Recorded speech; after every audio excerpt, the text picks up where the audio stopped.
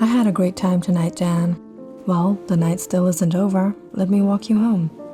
After an average first date, today, Daniel just pulled off the best second date of all second dates in the history of dates.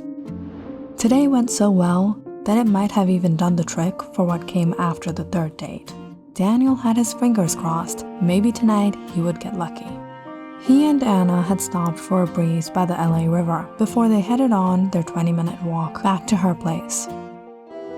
But Daniel was surprised as Anna led the way into a rather questionable neighborhood. He was a news reporter at BII Times and was constantly reading news from this area. You live in this neighborhood? Yeah, I know, it's not that great of a place, but my office is close by and the awesome restaurants we just came from. How did you finish that huge steak? It's my usual. I need my daily 100 grams of protein to maintain this 200 pounds of muscle. Well, speaking of weight, do you always carry your laptop with you? This is nothing. It's only 7 pounds. You should see the one I left at work. It was about 10 p.m. and the streets were dark and empty.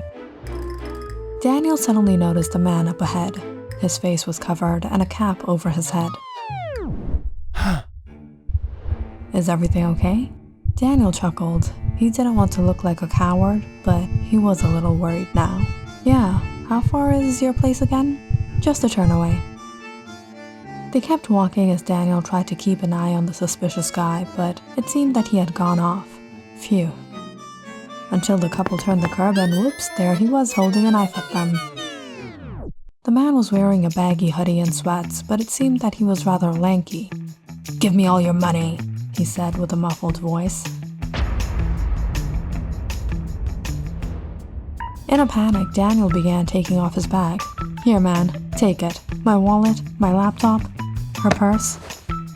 What are you doing, Dan? He's like the skinniest, shortest man I've ever seen. You can handle him.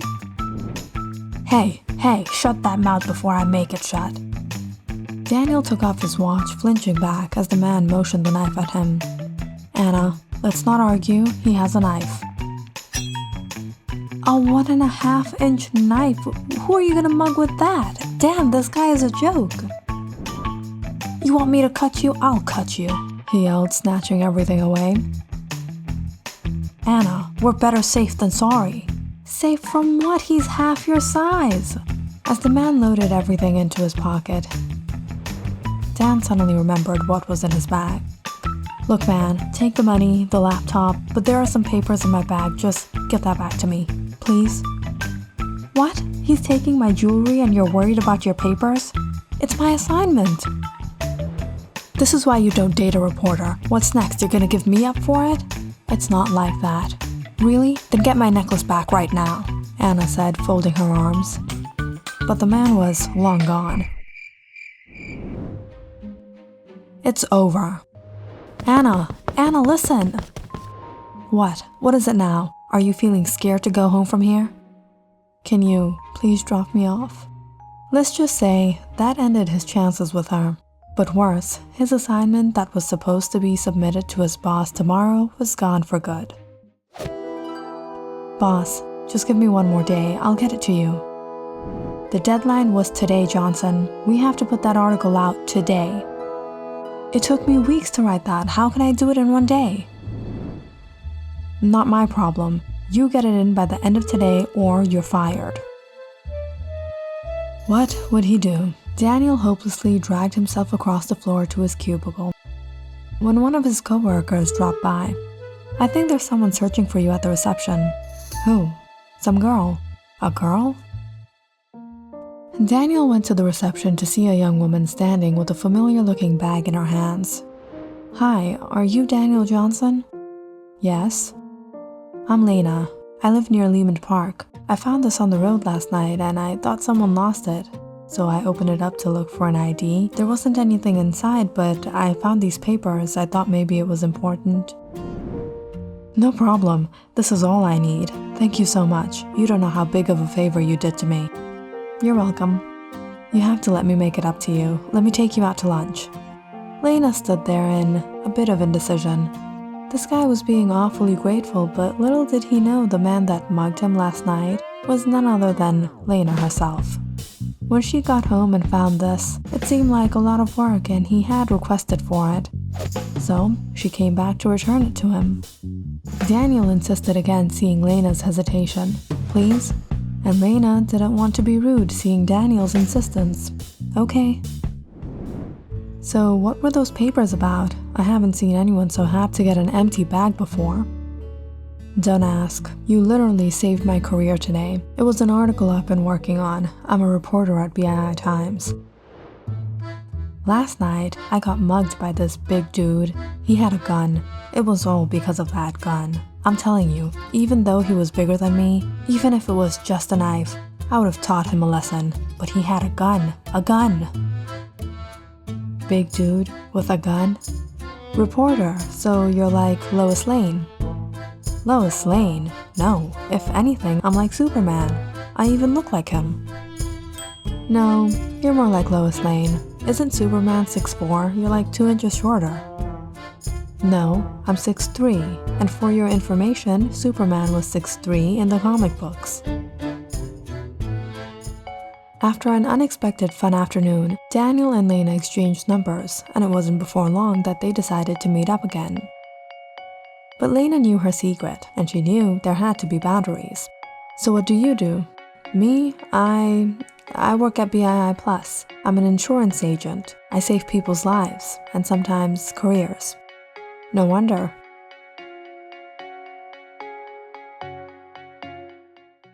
They started seeing each other as friends, but over the days, Lena felt like she was falling for him, and Daniel for her. And before they knew it, they were dating. Mister, there's been an issue with your card. It's declining the payment. Declining the payment? Daniel took out his wallet and froze. Shoot, this is embarrassing. I'm short on cash. Don't worry about it, I'll pay the bill. But just excuse me for a minute, I'll be back from the restroom. Lena smiled as she walked into the ladies' room, scanning the woman for the richest one there. Designer shoes, designer bag, perfect. She would be the jackpot.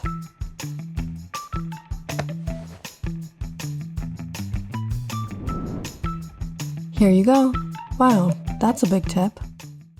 Their relationship progressed rather fast, and in a few months, Daniel asked her to move in with him. Alright, but on one condition. What's that? I'll pay for all my expenses, but I'm going to save the rest of the money I make, and you can't spend my savings, and you can't ask what I do with it. Now that's the strangest condition I've heard a gold digger say. So if you're going to pay for your expenses, are you planning on paying half of the rent too? Sure, and call me a gold digger or a cheapskate, but the condition is a condition. Is it a deal? Deal. And life became all the more complete when they started living together. Hey, I used to have a laptop exactly like this one. Really? Yeah, by the way, the rent is due today. It's in my bag. Daniel opened Lena's purse, pulling out a huge wad of bills. Sweetheart, singles? Lena awkwardly looked at Daniel. The ATM was out of bigger notes.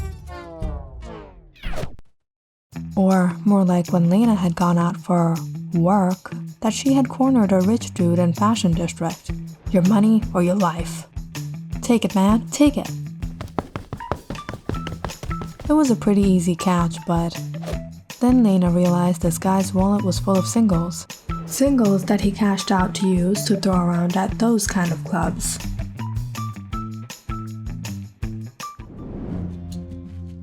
On the other hand, Daniel was enjoying the perks of living with a woman. Good food and a clean apartment, but there was also some strange things about Lena. Like the fact that she had a number of scars over her body. She even had one on her face that she kept covered with her hair. How did this happen? Oh, it was just a bike accident. Lena was also a bit secretive about certain things in her life, especially her money. Daniel had noticed she sent a money order of her savings to someone every month. Hey, you weren't supposed to invade in my privacy. Don't worry, I wasn't looking. Daniel assumed it was most likely to her family members, but since Lena wasn't comfortable speaking about it, Daniel didn't ask her. And before long, 2 years went by, and they were now considering getting married. I didn't want to go to my parents' place, but my mother's been asking to meet you. Then we should go. But I haven't been there in years. Why not? I don't really get along with my dad. We never agree on anything. Mom, I finally got that job at BII Times. I'm moving to the city. That's great news, Dad. Great news? A job as a reporter? Where is writing stories ever going to take you in life? This is what I want to do, Dad. Well, guess what, son? You're only wasting your life. Don't follow your heart. Use your brain. You could have done so much better in your life, but you choose to be a reporter? He never supported my ambitions. Everything and everybody is too small for him. He doesn't get it's my life, not his. Well, he's still your father. He only cares about you. You don't know how fortunate you are to have a family. I belong to a broken family. I don't have anyone to go to. But you do. You shouldn't break ties with your family over a disagreement. So Lena and Daniel traveled to Daniel's parents' home the following Friday afternoon. Lena was surprised by the luxurious house they lived in. Wow, you didn't tell me your parents are super rich. Well, all that glitters isn't gold. There's my mom, let's go.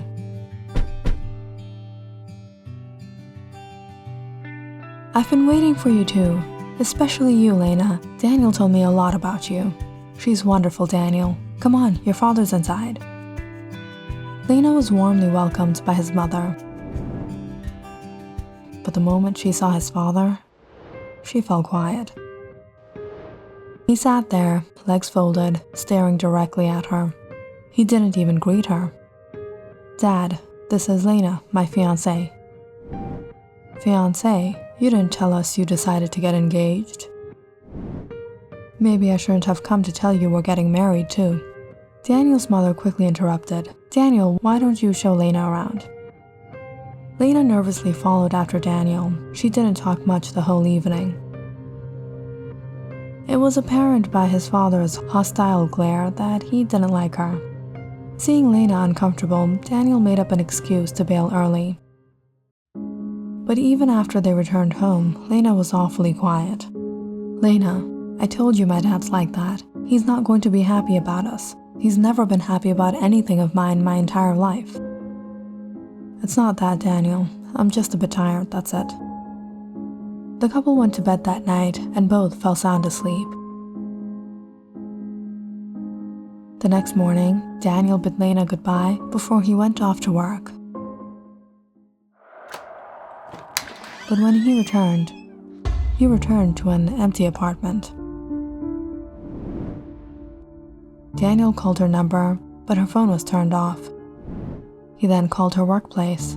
May I speak with Lena Hansen? Yes, just 1 minute. Hello, it's Lena.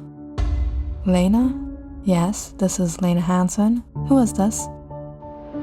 Daniel was confused as someone else picked up the phone. Apparently, there was no other Lena Hansen at the office. At this point, he was worried. What would he do? He didn't even know any of Lena's friends. And on the second day, Daniel decided to report the police. Can you give us a picture and her full name, please? But Daniel didn't have any picture of Lena. She never liked taking any because of her scar. I don't have a picture, but her name was Lena Hansen. Is this the woman you were speaking of? The officer pulled up a profile of another woman under the name Lena Hansen, but this wasn't Daniel's Lena. No, this isn't her. Well, this is the only individual under this name. Are you sure you have the right name? How can that be? I've been living with her for almost 2 years now. That is her name. Daniel anxiously returned home. Lena must have had some papers, documents with her name on it. He searched every closet, cabinet, bags, and drawers until he got to Lena's desk. There was a specific drawer she always kept locked. This was where she kept her money. But to his surprise, it was unlocked. However, inside, was nothing but a letter to him. Daniel, if you found this letter, I just want to let you know I didn't want to leave, but I had no choice. Sometimes things happen to people that change their lives forever, but I wasn't responsible for what happened with my life. I used to be a good person. I belonged to a good family. But everything changed when I got kidnapped when I was 17 years old. I can't tell you what I went through, but to say the least, it was not just me, but many more women. I was trapped in that dark business for 7 months before I managed to escape. But by that point, I was too embarrassed to return to my family. That's when I moved here and started leading this life, stealing from others, stealing their identities and staying on the run. But when I met you, I felt like all the darkness in my life suddenly went away. I thought I would have a new beginning with you, until I saw your father. And as his son, there are some things about him you should know. You should know who your father really is. He isn't any ordinary man. He's one of the men involved in this racket. And that day we went to his house, he recognized me. He knew who I was. Nicole Jameson, you ran away from me, and now you're after my son, and you think I'll let you go? You thought I would let my son marry you after you've been around so many men? You thought I would let my grandchildren be born of a filthy woman like you?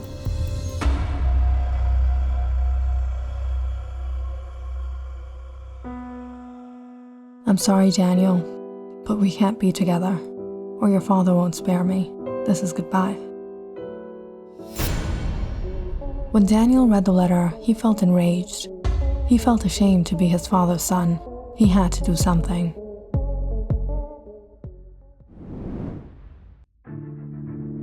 The BIIPD has arrested Paul Johnson along with many other men involved in operating an illegal business.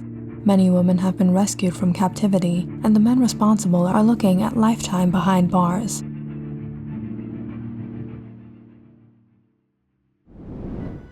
Hey, you weren't supposed to invade in my privacy. Don't worry, I wasn't looking. Daniel had seen the name on the money orders, the only way he could find her now.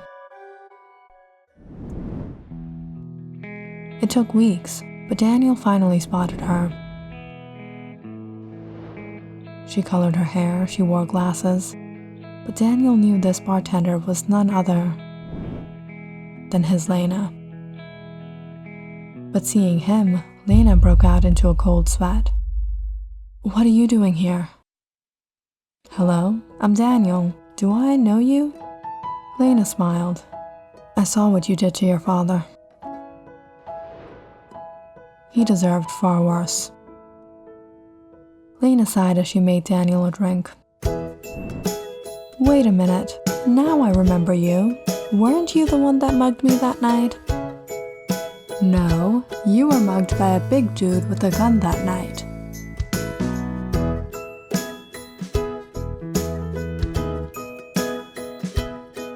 Click on the subscribe button and check out more awesome videos on our channel. And don't forget to press the bell icon because you know it's interesting.